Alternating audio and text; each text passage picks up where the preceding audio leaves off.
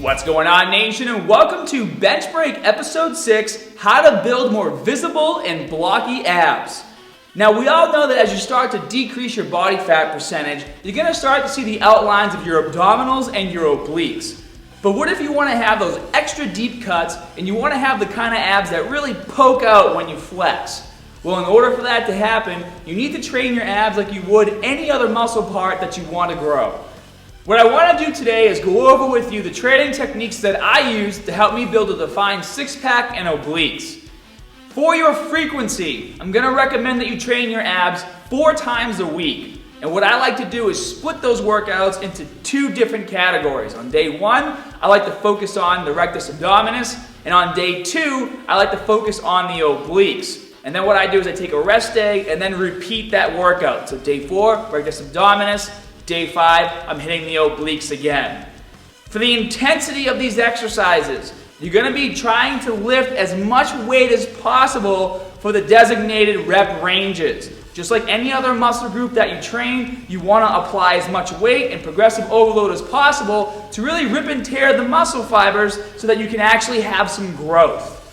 Now, the sets and reps and rest periods for these exercises, I'm going to recommend that you do at least 4 sets per exercise, and you keep that rep range between 12 and 15 repetitions and only take a 60 to 90 second break in between each exercise.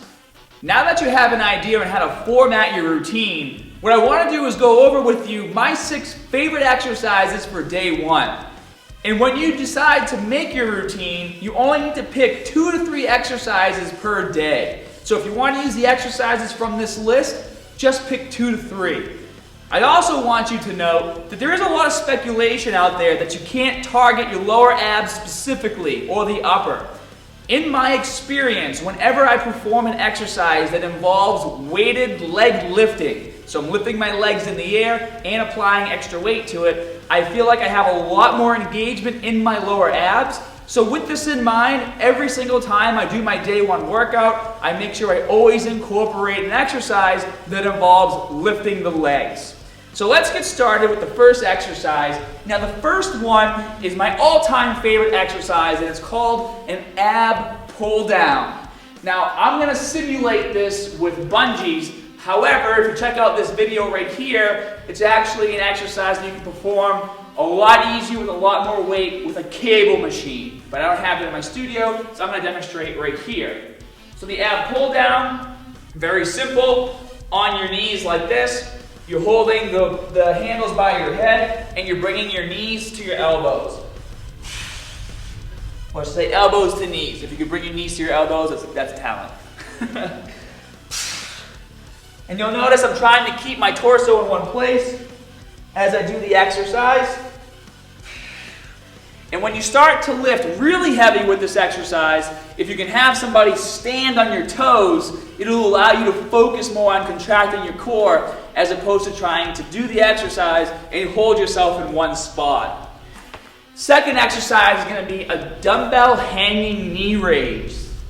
Now for some of you, it actually might already be an intense exercise just to kind of hang like this and raise your knees in the air as high as you can.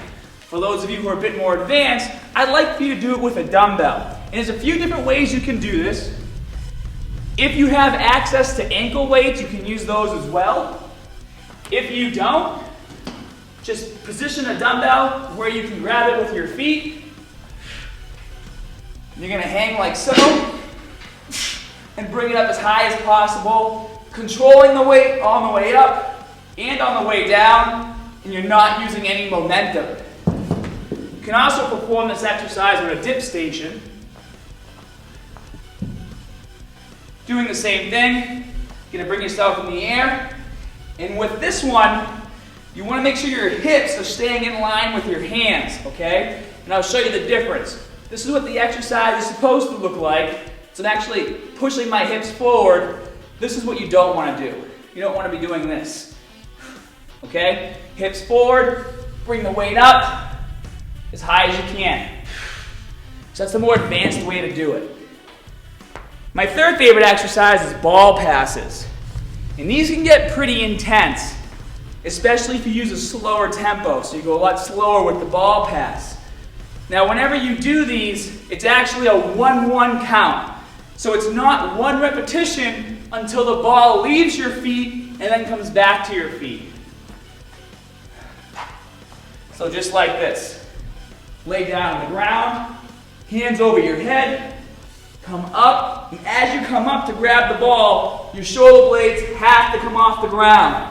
Don't just get lazy and do this. Shoulder blades up, grab, come back down. Don't let your feet or the ball touch the ground. Bring it back to the middle, and then go back and forth just like this.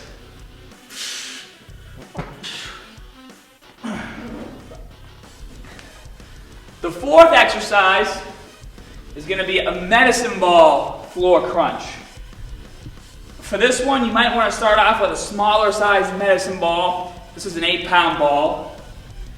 And the way this exercise works is similar to the ball pass, where you're going to hold the medicine ball between your feet. If you don't have the medicine ball, you can try to find something else to hold. You lay down on the ground like this, hold the ball in the air, and as you bring the ball in, you're going to crunch and touch your elbows to your knees. Just like this. And you'll notice the whole time, I wasn't letting the medicine ball touch the ground, and for me, that one really kills my lower abdominals. The next exercise I want to show you guys is going to be a dumbbell toe touch crunch.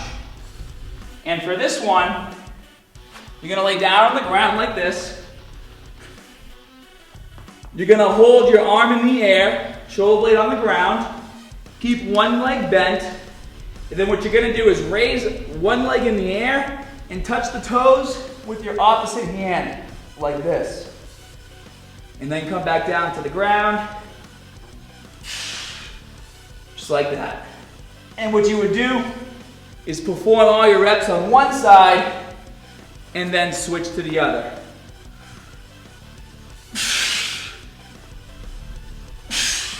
And again, you guys will see that on all these exercises, I'm really getting my shoulders off the ground and I'm contracting my abs as hard as I can. The sixth exercise is going to be a ball crunch with a plate. And the way this is going to work, you don't need much weight for this exercise, believe it or not. Is you're going to sit on a ball, take a plate, and you're going to hold it behind your head like this. And then what you're going to do is you're going to lean back as far as you can, come up for a crunch, and then come back down. And hold that plate to your head as tight as you can.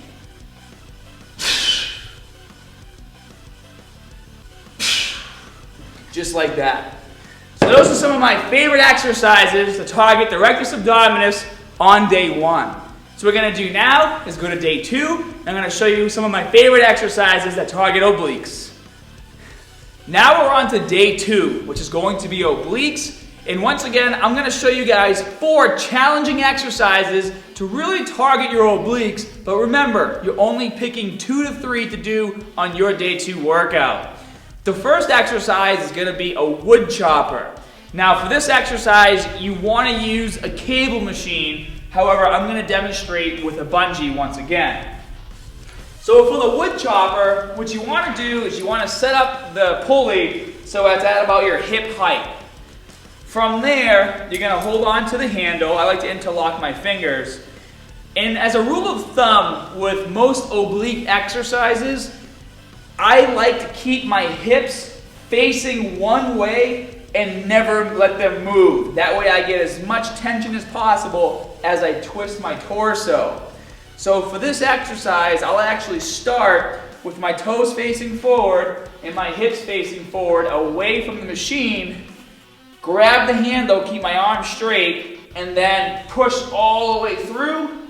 And as I come back, I'm keeping my hips facing forward, just like this. And for this exercise, you will obviously have to do 15 reps on one side and then 15 reps on the other side.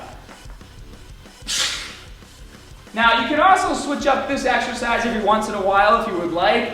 You can try doing it from a low angle like this, just to target your obliques a bit differently. And you would go from the bottom to the top. And then you can also put the bungee up higher and target from top to bottom. But you'll notice that whether I'm doing the middle, top, or bottom, the bungee's always going through the center of my core. The second exercise I want to show you guys is a standing oblique crunch. Now with this exercise, it might be easier for you to start off by holding a plate, but as you get more advanced and stronger, you can go to dumbbells. And with this exercise, once again, you're going to do 15 repetitions per side. It's really important that you keep your hips in one place and you only dip as far as you can go without your hips pushing out to the side. They'll move a little bit, but there's a big difference between dipping this low and then dipping like that. It's really throwing your body out of whack. Put a lot of unwanted pressure on your spine, and it's just not a good thing. So stand with your feet about shoulder width apart, put your hand on your hip or behind your head, dip down as far as you can, and then crunch. And even when you crunch as tight as you can without pushing your hip out to the side too much. So you don't want to be doing this. You just want to stay nice and tight. Go down, come up, really crunching your torso and focusing on your obliques. As soon as you're done, switch sides, hit the other side.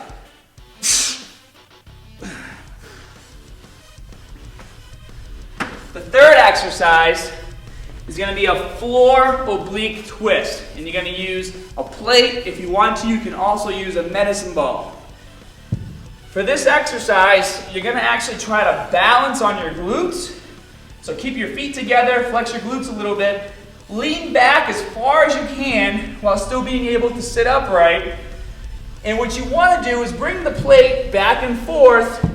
You can touch the ground if you'd like to, but the exercise will be a little more intense if you just go as far as you can to the ground without touching and then go back to the other side. So I'll show you real quick. So down, back and forth, just like this. And once again, you're doing 15 reps per side.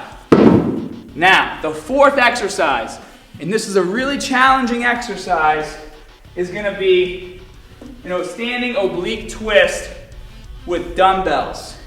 And the way this exercise works is you're going to stand with your feet a little bit wider than shoulder width apart. You're going to hold your arms out to the side like this, bend your knees, and then you're going to twist side to side, just like that.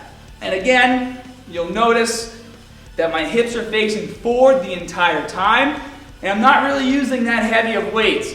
The most I usually do on this is 10-pound dumbbells. Believe it or not, 5s are actually pretty challenging if you do it correctly. And you're doing that 1-1 count again. So 1 rep is left, right, 1, left, right, 2. You also want to make sure your arms are staying straight the entire time. If you've never done this exercise before, I want you to start off with just your hands. What tends to happen if you go right to dumbbells is you'll twist and your arms will start doing things like this, and it's not really letting the exercise do what it's meant to do, which is target your obliques. So start off with your hands out to the side like that and focus on keeping everything nice and straight. If you want to practice, you can actually get a wooden pole or something to put across your neck and put your arms on top of to practice it like that as well. So that's your day 2 routine. You're going to be targeting your obliques. Pick 2 to 3 of your favorite exercises, and remember, try to progressively overload as you're doing your routines. The goal is to get 15 repetitions. If by the time you get to your 4th set, you've increased the weight and you can only get 10 to 12, that's okay. Just push it as hard as you can. If you guys have any questions about this video or your exercise routine to get better results, join us in the forum section right here. The community and I are there daily to help you guys out. And for more great tips, exercises, and routines, feel free to join us on ScottHermanFitness.com. And as always, more good stuff coming soon. See you guys.